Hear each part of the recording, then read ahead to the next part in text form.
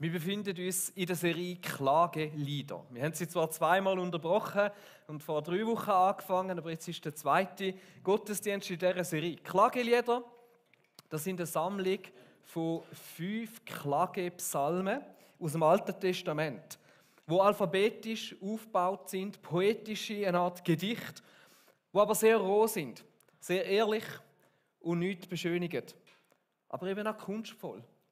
Vor 3 Wochen ist im Teil 1 ist es darum gegangen, dass Klage ein Teil ist auch von einem gesunden Umgang mit Leid.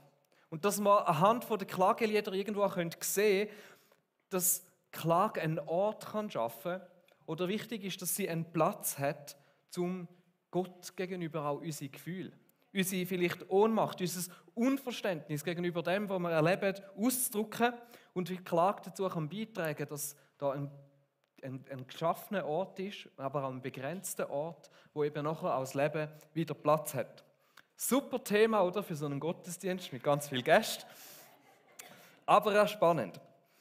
In den Klageliedern ist es so, dass der Jeremia das Leid von der Zerstörung von Jerusalem beklagt.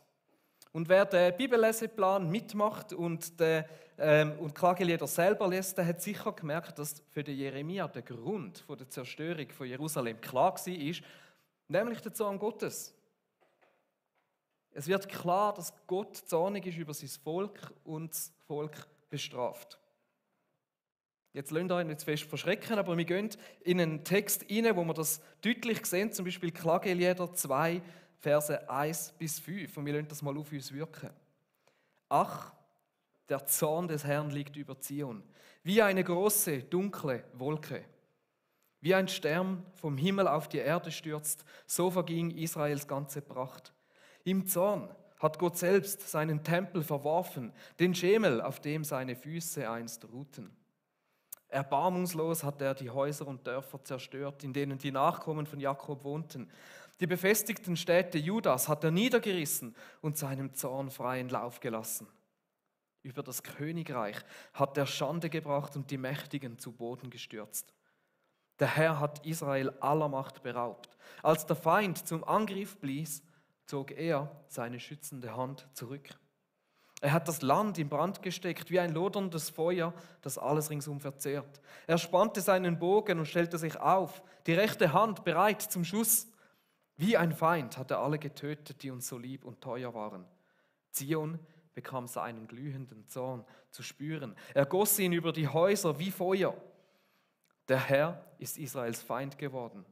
Er hat das Land in Schutt und Asche gelegt. Alle prächtigen Paläste hat er zertrümmert und die Städte machte er dem Erdboden gleich.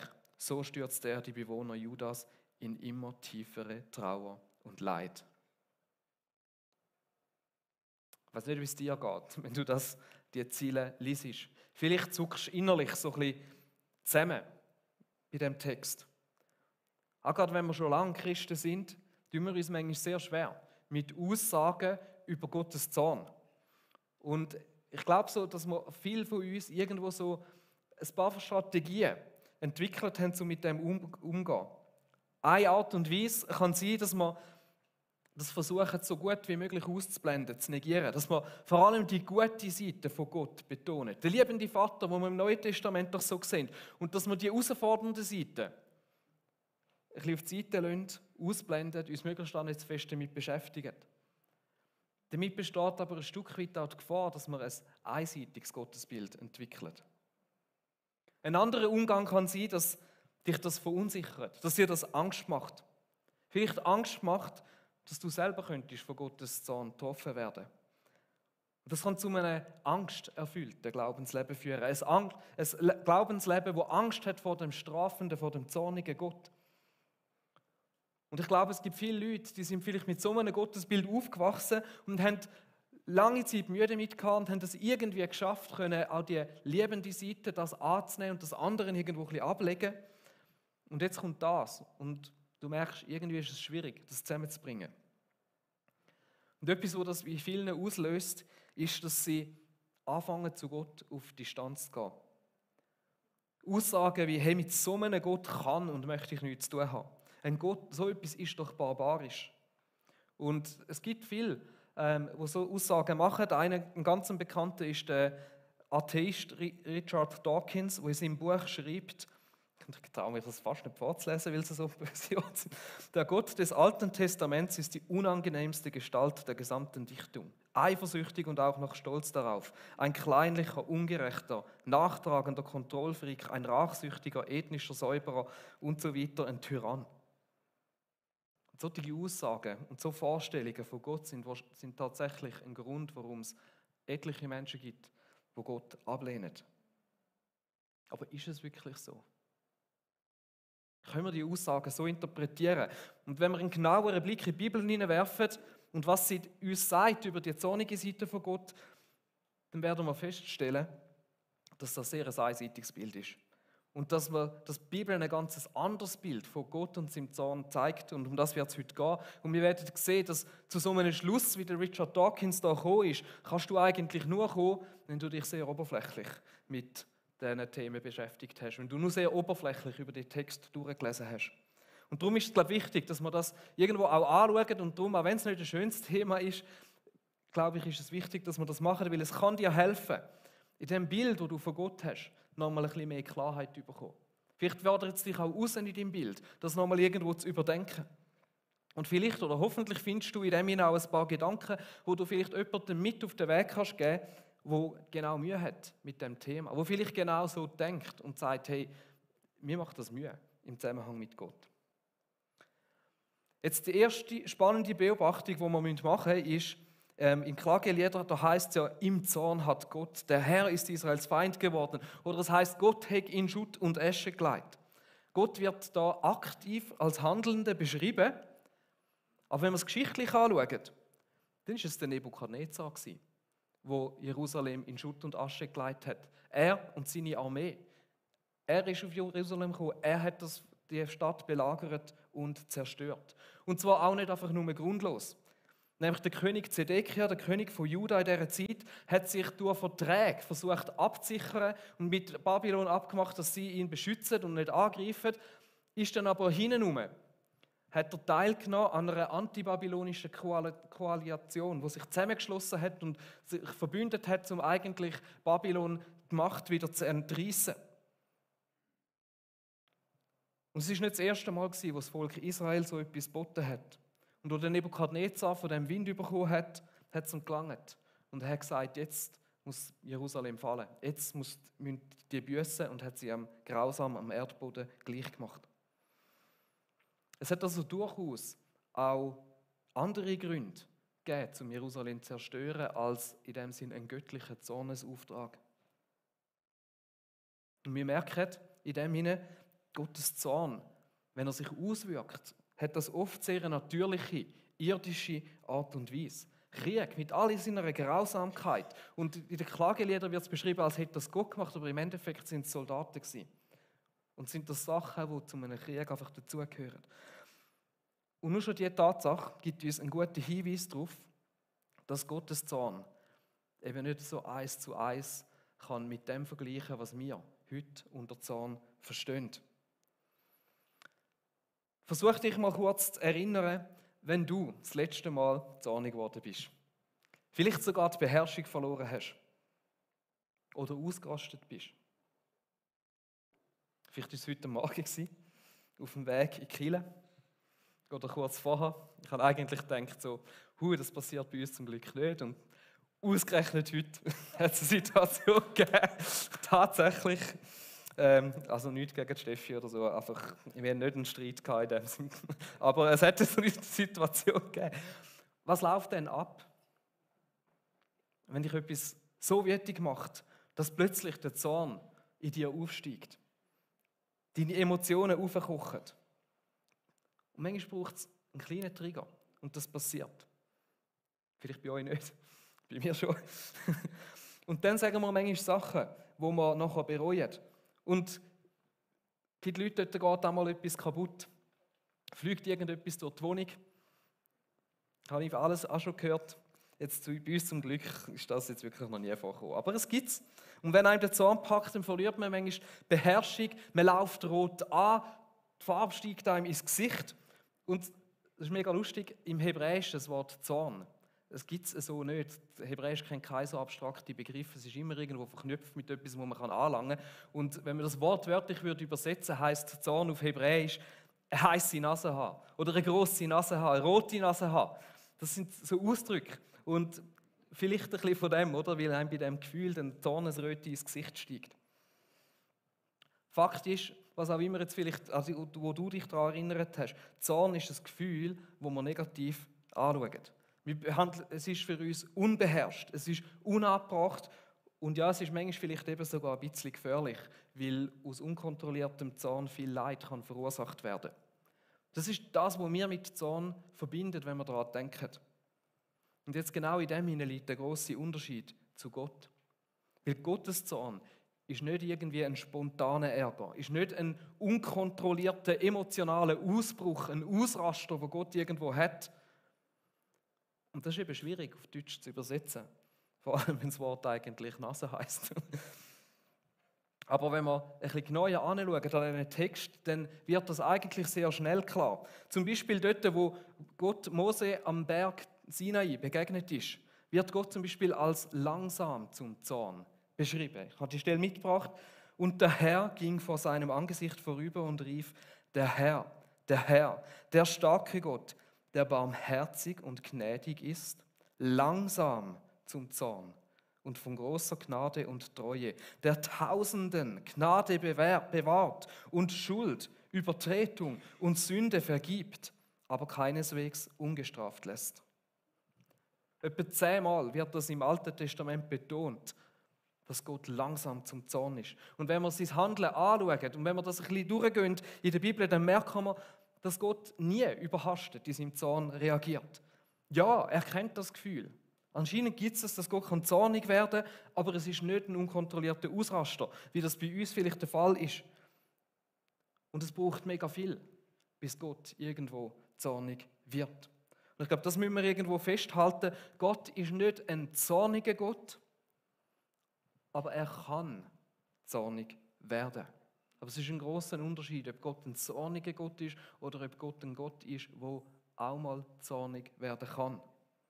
Das erste Beispiel in der Bibel, wo der Zorn Gottes erwähnt wird, ist, wo Gott Mose beruft. Und es ist hin und her gegangen, weil der Mose hat sich eigentlich geweigert und hat gesagt, Gott sucht einen anderen, ich bin der falsch, ich will nicht, das kann ich nicht, ich bin zu wenig begabt. Und Gott ist mega lang geduldig mit dem Mose und sagt, voll Mose, du. Und dann aber irgendwann kommt der Punkt, wo es dann heisst, da wurde der Herr zornig auf Mose. Und dann haut er ihm nicht den Flattern, sondern ich weiß doch, dass dein Bruder, der Levit Aaron, gut reden kann, sprach er. Also es folgt ein Akt von der Gnade, von der Liebe, von der Unterstützung und nicht einfach Strafe. Wenn wir anschauen, wo denn Gottes Zorn aufsteigt, durch was Gottes Zorn geweckt ist, dann merken wir, es ist genau das. Der Mose hat in dieser Situation Gott nicht vertrauen. Er hat das Gefühl gehabt, er könne Gott nicht vertrauen. Und das ist ein Beziehungsaspekt. Es geht immer um die Beziehung. Darum, dass Menschen sich von Gott abwenden und ihm nicht möchten vertrauen. Gerade im Alten Testament zeigt sich immer wieder, dass wenn die Menschen Gott nicht möchten vertrauen, dass das etwas mit Gott macht. Dass das etwas in ihm auslöst. Vor allem dann, wenn sie andere Sachen an Gottes Stelle in ihrem Leben setzen und auf andere Sachen mehr vertrauen als auf Gott. Wir sehen das zum Beispiel, nachdem Gott sein Volk aus Ägypten herausgerettet hat, mit ihnen einen Bund geschlossen hat und ganz kurz darauf beten sie ein goldiges Kalb an. Haben sie sich schon wieder von ihm abgewendet. Und was für ein Beziehungsbruch. Und dort begegnet uns zum Beispiel der Zorn Gottes nochmal, wo er dann Mose sagt, hey, versuch mich jetzt nicht aufzuhalten, denn ich will meinem Zorn freien Lauf lassen und sie vernichten. Das sind die Momente, wo er so betrogen wird, wo sein Zorn aufkommt. Aber auch dort nicht unkontrolliert. Und tatsächlich lässt sich Gott darauf ein und macht genau das nicht, sondern lässt sich umstimmen und ist gnädig. Und Gott hat dich und mich dazu geschaffen, mit ihm eine Beziehung zu haben, ihm zu vertrauen. Und immer wieder erheben wir andere Sachen an die Stelle von Gott. Anders wird uns wichtiger, als in Beziehung mit ihm zu leben, als auf ihn zu vertrauen. Die Klassiker sind Geld, ist Ansehen, ist Sex oder einfach gerade das, wo wir im Moment das Gefühl haben, dass es uns am meisten Erfüllung verspricht. Und es zeigt sich immer wieder, und das ist eigentlich spannend an das, dass das nicht einfach neutrale Sachen sind, sondern dass das Sachen sind, wenn wir sie an diese Stelle ansetzen, dass sie uns innerlich anfangen kaputt machen und zerstören. Und das ist das, wo Gottes Zorn aufkommen lässt, nämlich der Schmerz darüber, dass wir uns etwas zuwenden, wo uns nicht gut tut und nicht ihm vertrauen. Und aus dem heraus können wir sehen, wie viel ihm an der Beziehung zu uns liegt. Wie wichtig, dass wir ihm sind. Wie fest, dass er uns liebt. Weil das Gegenteil von Liebe ist nicht Zorn, sondern Gleichgültigkeit. Was wäre das für ein Gott, wenn es ihm gleichgültig wäre? Was wäre das für eine Beziehung, wenn es dir nichts ausmachen würde, wenn dein Partner fremd geht? Dann stimmt doch etwas nicht. Das muss doch irgendetwas auslösen. Das ist genau das, was wir im Alten Testament immer wieder sehen, wie sich sein Volk von ihm abgewendet hat, anderen Göttern nachgelaufen ist. Und seine Reaktion ist eine Reaktion auf die Untreue.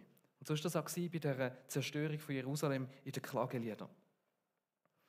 Und dann sehen wir nochmal etwas, wo Gottes Zorn führen lässt. Nämlich dort, wo menschliche Gewalt und Unterdrückung herrschen. Dort, wo Menschen, die doch eigentlich in seinem Ebenbild geschaffen sind, anderen von diesen Ebenbildern Leid zufügen. Sie plagen, sie belügen, sie betrügen, Gewalt anwenden, sie unterdrücken. Und auch dort ist der Auslöser in erster Linie das menschliche Verhalten, wo andere unterdrückt, wo Leid zufügt, wo von Gewalt prägt ist.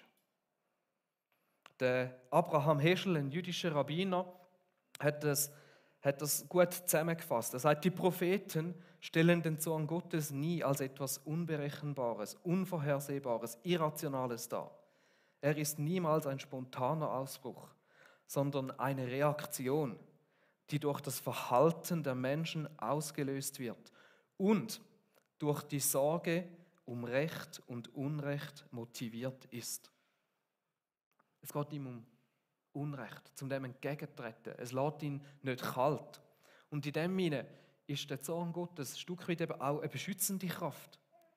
Gerade im Angesicht von schrecklichem Leid, von Boshaftigkeit, ist ein gewisser Zorn die einzige richtige Antwort. Da muss man sagen, hey, das ist nicht okay. Da muss jemand etwas machen, das darf nicht so weitergehen. Und wir reden hier heute häufig so von einem heiligen Zorn.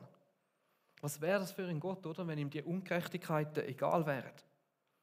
Und das ist das, was die Propheten voll davor sind. Sie warnen immer wieder davor, dass der Gott, der zwar langsam zum Zorn ist, und für die Propheten ist er oft zu langsam zum Zorn, das sehen wir auch immer wieder, wo zum Beispiel beim Jona, und es fast nicht aushalten und findet, Gott, jetzt wäre es wirklich Zeit, dass sie immer wieder davor warnen und sagen, hey, wenn es so weitergeht, dann kann Gott irgendwann nicht mehr zuschauen.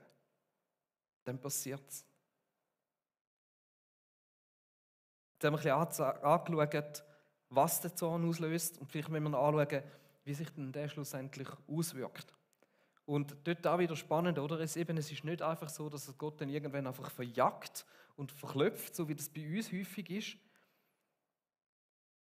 Sein Zorn zeigt sich nur ganz selten in so direkten, aktiven Handlungen. Das gibt es 2, 3 Bibelstellen, aber meistens ist es eher so, dass sich der Zorn Gottes zeigt, indem sich Gott anfängt zurückzuziehen. Indem er zurückgeht und nicht mehr eingreift und die Menschen die Konsequenzen von ihrem Handeln überlässt.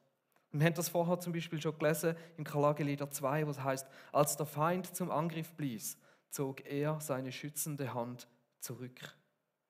Und es gibt verschiedene Bilder, die die Bibel braucht, um das zu zeigen. Das heißt immer wieder auch, Gott hat sich von den Menschen abgewendet. Er schaut weg, er schaut nicht mehr an. Er übergibt sie dem Zorn oder er überlässt sie dem Zorn, der aufsteigt. Oder es ist auch ab und zu die Rede von einem Kelch vom Zorn. Und auch das kann man wieder interpretieren. Ein Kelch ist nicht eine Badwanne. Es ist irgendwo begrenzt. Aber der wichtige Aspekt in dem hinein ist, Gottes Zorn zeigt sich meistens passiv. Darin, dass er sich zurückzieht und eben vielleicht, anstatt dass er eingreift, nicht mehr eingreift. Und er lässt Menschen Konsequenzen von ihrem eigenen Handeln spüren. Nicht unbedingt er sorgt für die Konsequenzen, sondern er wendet sich ab und wendet sie nicht mehr ab. Das ist auch eine Art und Weise, wie Gott die Freiheit von uns Menschen anerkennt und dem einen Wert gibt und sagt, hey, du kannst eigene Entscheidungen treffen, aber die haben irgendwo durch auch Konsequenzen. Und es ist ein Ausdruck davon, dass er dich ernst nimmt, dich als ein Ebenbild von sich und wie sagt, du hast einen freien Willen, aber der hat irgendwo auch Konsequenzen. Und die Folgen davon, die sind manchmal katastrophal für uns Menschen.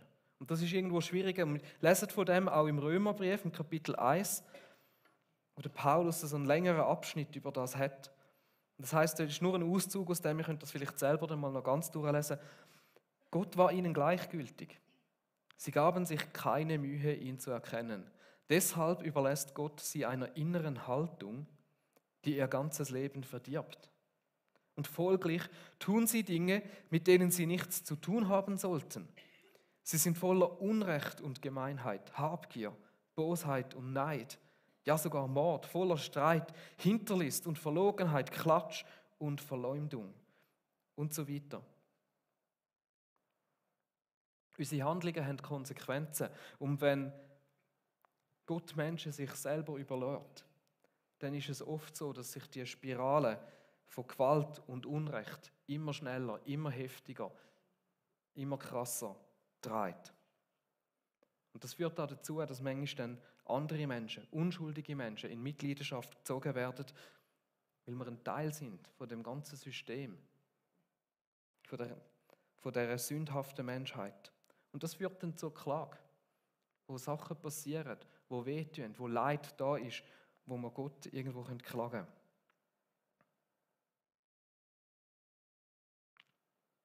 Dann kann man sich fragen, wie zeigt sich denn das heute, oder? Wie sieht Gottes Zorn heute in unserem Leben aus? Und es hat wie so zwei Aspekte. Das eine ist so mehr ein persönlicher, wie es vielleicht du in deinem Leben kannst erleben, und das andere ist vielleicht mehr der größere Kontext gesellschaftlich. Und ich greife zwei von diesen Punkten nochmal auf. Der eine ist, dass Gott mutet dir zu, mit den Konsequenzen von deinem Handeln ein Stück weit zu leben. Zum Beispiel dann, wenn charakterliche Schwächen sich irgendwann in deinem Leben zeigen, indem sie bittere Konsequenzen haben. Wenn vielleicht eine gewisse Unehrlichkeit aufgedeckt wird. Wenn es am Arbeitsplatz ist, das schlussendlich in einer Kündigung resultiert. Oder in einer Beziehung, die kaputt geht. Oder je nachdem, was es ist, kann schlussendlich sogar Buß oder Gefängnis daraus resultieren. Dort, wo wir uns immer wieder rücksichtslos verhandeln oder auf anderen herumtrampeln, kann es sein, dass sich Gott irgendwann sagt, hey, aber das hat Konsequenzen.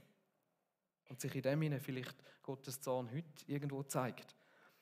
Vielleicht so ein Gedankenanstoß, den du für dich mal machen kannst, könnte es sein, dass Sachen wie ständige Konflikte in deinem Leben, ein ungesunder Drang nach Bestätigung, nach Geld oder nach Sex, ein innerer Unfrieden, Sucht oder das ständige Gefühl, zu kurz zu kommen oder andere so ungesunde Gedanken, ein Hinweis darauf könnte sein, dass sich Gott irgendwo hat angefangen zurückzuziehen. Vielleicht gerade speziell dort, wo dich der Heilige Geist schon öfters auf Sachen hingewiesen hat. Vielleicht auf Charakterschwächen, vielleicht auf falsche Götter in deinem Leben, vielleicht auf gewisse Gedankengänge und du es bis jetzt immer ignoriert hast. Es könnte sein, dass wir dann irgendwann am Punkt sind, wo wir das erntet, was wir gesagt haben. Das Lustige ist ja, all diese Sachen, es ist nicht verwunderlich, weil sie sind irgendwo, wenn sie zu wichtig werden, Gift für unsere Seele, für unser Leben und für die Menschen um uns herum. Wie gesagt, es ist ein Gedankenanstoß, den du mal mitnehmen kannst. Ich sage nicht, dass es so ist, aber das mal vielleicht Gott zu fragen. Und vielleicht, wenn wir es dann eben den grösseren Kontext anschauen, sind vielleicht auch einige Sachen, die in unserer Welt heute abgehen, ein Ausdruck davon, dass Gott die Menschen ihren Leidenschaften angefangen hat zu überlassen. Dass er sich an gewissen Stellen angefangen hat zurückzuziehen. Und es macht manchmal so den Eindruck, oder, wenn wir umschauen in der Welt, was da alles gerade abgeht. Und dann kann es sein, dass manchmal du unschuldig in Mitleidenschaft gezogen wirst. Indem du Sachen von dem erlebst, was das auslöst. Mobbing, vielleicht Ausgrenzung aufgrund von deinem Glauben. Vielleicht Menschen, die irgendwo, aus was für einem Grund auch immer, Streit mit dir suchen, wenn du Betrug erlebst. Aber auf der grösseren Skala auch all die Menschen, die im Krieg leiden, Wirtschaftskrise oder anderen gesellschaftlichen Themen. Und vielleicht spüren wir in dem hinein etwas davon, dass Gott die Menschen an gewissen Punkten auch einfach ihren Leidenschaften überlassen hat, so wie wir das im Römer gelesen haben. Und mir ist es mega wichtig, an dieser Stelle zu sagen, um nicht falsch verstanden zu werden, dass man aus dem nicht einfach eine zu einfache Logik bildet. Weil das hat man manchmal dann gemacht und einfach gesagt, aha, okay, wenn es in deinem Leben irgendetwas hat, was nicht gut ist, dann ist das in dem Fall der Zorn Gottes und irgendetwas muss mit deinem Leben nicht okay sein. Oder eben umgekehrt, wenn man dann im Leben von anderen etwas sieht und dann irgendwie gerade denkt, in dem Fall ist da noch irgendwo etwas in dem seinem Leben, macht das nicht. Macht nicht so eine einfache Logik daraus. Das wäre zu einfach und das ist für die Welt und für wie Gott ist viel zu komplex, um so einfache Logiken aufzubauen. Er ist grösser als das. Aber es geht darum, vielleicht den Gedanken einmal ernst zu nehmen und für sich das mal zu überlegen. Und wenn du dir unsicher bist, frag den Heiligen Geist, um dir das aufzuzeigen, wenn es so ist. Und wenn du dir irgendwie unsicher bist, dann besprich es mit jemandem. Und schau, meistens, wenn du nur das Gefühl hast, es könnte etwas sein, ich wüsste aber nicht was, dann ist es nicht. Weil Gott sagt es dir schon klar. Was wir jetzt noch gar nicht davon geredet haben, ist Jesus. Und dort kommt die gute Nachricht rein. Weil Gott ist nicht ein Gott, der sich von dir einfach abwendet und wo die Menschen einfach sich selber überlassen. Das ist manchmal auch eine Theorie, oder? Dass Leute sagen, Gott hat dann irgendwann genug gehabt und macht gar nichts mehr. Das stimmt nicht. Das Gegenteil ist der Fall. Wo in dem Jesus Mensch geworden ist, hat Gott einmal mehr gezeigt, wie viel das ihm an der Beziehung zu dir liegt und dass er von sich aus den Schritt auf dich, auf uns Menschen zumacht. Nicht nur das, nicht einfach, dass er einen Schritt auf uns zumacht, sondern er weicht sogar dem menschlichen Leid, dem Chaos, dem Zorn, der herrscht in der Menschheit, nicht aus, sondern er setzt sich dem sogar aus. Er hat den bitteren Kelch, und im Gethsemane betet er darum, dass Gott an ihm vorbeigehen möge lassen. Und vielleicht ist das auch eine Anspielung auf den Kelch vom Zorn. Er hat den über sich ergehen lassen. Er hat die Abwendung vom Vater am Kreuz, wo er die Sünden von der ganzen Welt das Kreuz getragen hat, erduldet. Und indem er sich so angegeben hat, hat er eine Möglichkeit geschaffen für dich und für mich, dass wir uns mit Gott versöhnen können. Wo er sagt, hey, ich bin jederzeit bereit, mich mit dir zu versöhnen. Wir lesen im Römer 5 eine Stelle, wo das so gut ausdrückt. Ab Vers 8. Gott aber beweist uns seine große Liebe gerade dadurch, dass Christus für uns starb, als wir noch Sünder waren. Schon jetzt sind wir von Gott angenommen, weil Jesus Christus sein Blut für uns vergossen hat. Und erst recht werden wir am kommenden Gerichtstag durch ihn vor Gottes Zorn gerettet. Als wir Gott noch feindlich gegenüberstanden, hat er uns durch den Tod seines Sohnes mit sich selbst versöhnt. Wie viel mehr werden wir, da wir jetzt Frieden mit Gott haben, am Tag des Gerichts bewahrt bleiben, nachdem ja Christus auferstanden ist und lebt. Seine Hand ist ausgestreckt. Du kannst einfach einschlagen. Du musst nicht Angst haben vor seinem Zorn. Er möchte nicht den Zorn. Was er möchte, ist sich mit dir versöhnen. Er möchte Beziehung mit dir. Das ist ein Aufruf für dich, dass du dich auf ihn einlassen kannst. Und vor allem vielleicht, wenn du heute merkst, du hast irgendwie das Gefühl, Gott hat dich zurückgezogen. Hey, dann kehr um. Mach den Schritt auf ihn zu. Er hat dann schon auf dich zugemacht. Seine Hand ist ausgestreckt. Aber wenn Gott Zorn haben kann, er ist nicht ein zorniger Gott, der Freude am Leid hat. Sondern er ist ein Gott, der das Unrecht nicht ausstehen kann und der traurig darüber ist, über alles Leid. Er ist ein Gott, der in Beziehung zu dir so wichtig ist, dass er selber bereit ist, Unrecht und Zorn über sich selber zu ergehen lassen, um Frieden zu bringen. Er ist ein Gott, der im Leid in dieser Welt entgegentritt. Egal, ob jetzt das die Auswirkung oder ob das eine gerechte Konsequenz ist oder nicht.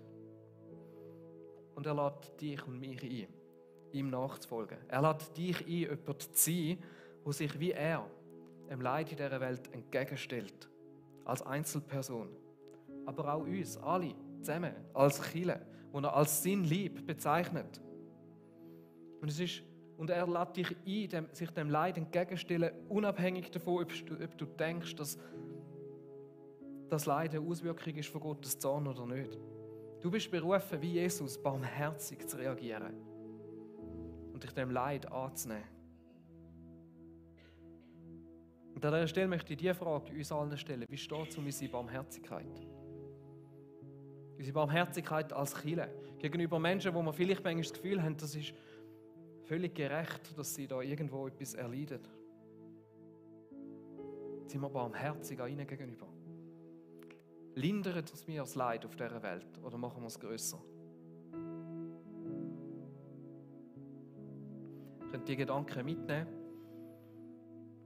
Vielleicht hat dich heute einiges ein bisschen herausgefordert. Das ist nicht so ein einfaches Thema.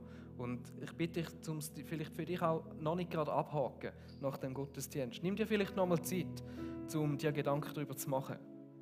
Und kann es sein, dass dort, wo sich vielleicht in dir auch so ein innerer Widerstand ein bisschen wehrt, dass das ein Hinweis kann sein kann, dass es dort noch mal etwas gibt, wo du mit Gott anschauen musst. Vielleicht dein Bild von Gott auch noch mal ein bisschen zu überdenken. Und wenn dir die zornige Seite von Gott Mühe macht, und das ist es, glaube ich, für uns behütete Europäer, oder ich meine, wir sind mit so viel Frieden und so viel Gutes aufgewachsen, wir haben vergleichsweise mit anderen so wenig Leid. Aber überleg dir mal, wie es für jemand anders muss sein, der Grausamkeiten im Krieg erlebt. Sind wir dort nicht einfach dankbar und froh, dass wir einen Gott haben, wo die Sachen nicht gleichgültig sind?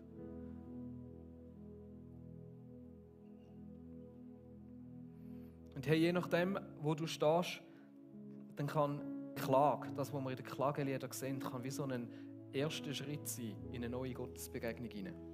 Der erste Schritt wieder auf Gott, dass du kommst und ihm klagst, was dich beschäftigt, was dir wehtut, wo dass du das Leid nicht kannst ausstehen, wo du vielleicht selber betroffen bist oder auch wo du ihn nicht verstehst, dass er vielleicht nicht irgendwo eingegriffen hat. Es kann so ein erster Schritt sein, um wieder zu Gott umzukehren. Auch das sehen wir in den Klageliedern. Es ist etwas, das an diesen Punkt führen kann.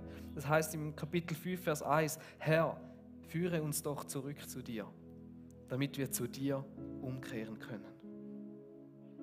Ich glaube, genau aus diesem Grund ist es wichtig, dass auch Klage Platz hat bei uns in der Kirche.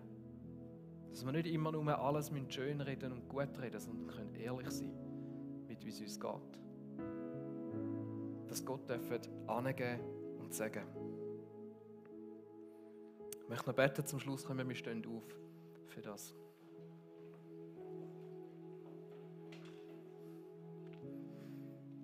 Jesus, ich danke dir, dass du nicht ein zorniger Gott bist, wo man mit Angst hat davor. Aber ich danke dir auch, dass du Zorn kennst. Und dass du Unrecht nicht einfach stehen lassen, dass du es nicht aushalten kannst und dass du es ernst nimmst, dass es dir nicht gleichgültig ist. Dass du dich auch nicht einfach nur zurückziehst, sondern dass du darauf wartest, dass wir uns dir zuwenden, einen Schritt auf dich zu machen, dass du uns die Hand anstreckst, jedem Einzelnen von uns. Und Jesus, Heiliger Geist, ich bitte dich, dass du auch an diesem Morgen zu jedem Einzelnen von uns reden kannst und uns vielleicht etwas aufzeigst, was wir vielleicht nochmal anschauen müssen. Uns vielleicht aufzeigst, wo das tatsächlich du dich in einem Gebiet vielleicht zurückgezogen hast. Dass wir diesen Schritt auf dich zumachen können. Und Jesus, ich bitte dich dort, wo Gottesbilder sind, wo zu fest von einem zornigen Gott geprägt sind, dass wir das loslassen und dürfen merken, dass es dir überhaupt nicht um das geht. Aber dass du nicht einfach bei allem nur zuschaust. Und umgekehrt, dass dort, wo wir das ausblendet haben, dürfen merken, hey, es ist im Fall auch gut, dass du diese Seite hast. Dass dir nicht einfach alles egal ist.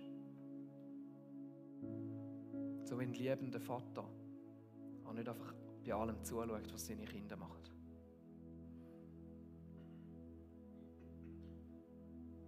Ich bitte dich, Jesus, dass wir da einen gesunden Blick auf das haben. auf diese Seite von dir.